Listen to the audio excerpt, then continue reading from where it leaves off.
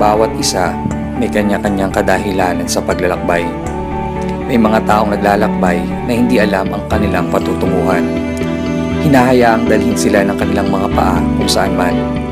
Ang iba naman ay may malinaw na nais patunguhan.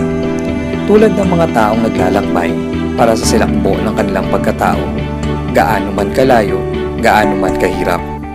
Ako ay masigasig na naglalakbay, bit-bit ang aking maleta, upang maabot ang mga kabataang may mabigat na dinadala at hindi makuhang makangiti. Noong hinagupit ng bagyong Yolanda ang ating bansa, marami ang nasalanta. Milyong-milyong mga bata ang walang makain, nawalan ng tirahan o namatayan ng mahal sa buhay.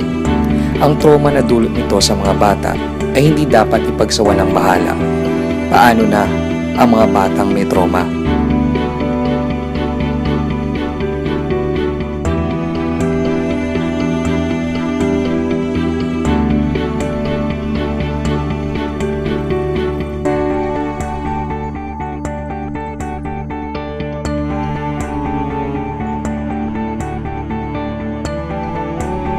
Bitbit ko sa aking maleta ang mga kasangkapan at kasanayan sa pagsasakatuparan ng programang Play Therapy.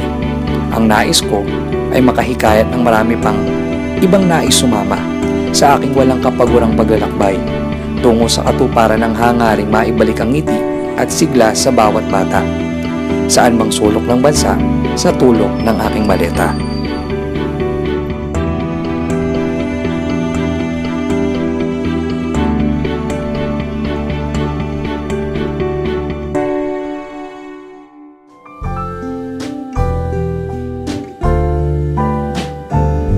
Tulungan nating manumbalik ang ngiti sa kanilang mga labi sa pamamagitan ng paglalaro.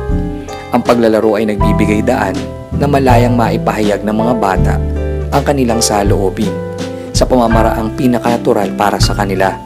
Sa Play Therapy, naisa sa buhay ng mga bata sa pamamagitan ng paglalaro ang kanilang mga pinagdaraanan